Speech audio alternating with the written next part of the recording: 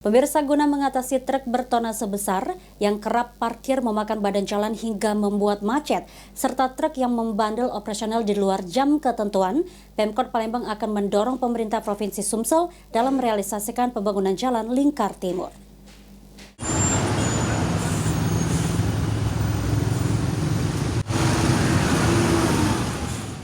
Mengatasi maraknya truk bertonnase besar yang parkir memakan badan jalan hingga beroperasional di jalan dalam kota di luar ketentuan.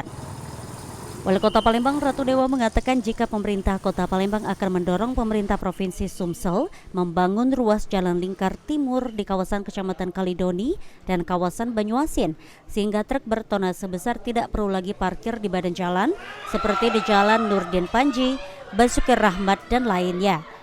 Sebelum masuk dalam RPJMD 2025-2030, pembangunan jalan lingkar timur sendiri sudah pernah direncanakan di tahun 2021, akan tetapi terkendala pembebasan lahan.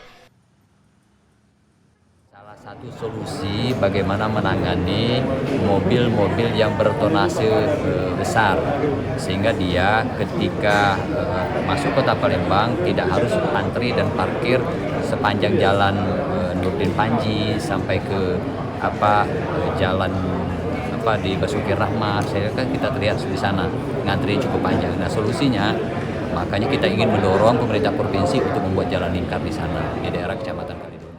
Ditambahkan Ratu Dewa, program pembangunan jalan lingkar timur ini memerlukan kerjasama dengan Pemkab Banyuasin, sehingga dalam waktu dekat Pemkot Palembang akan melakukan koordinasi guna percepatan. Sandi Pratama, PAL TV.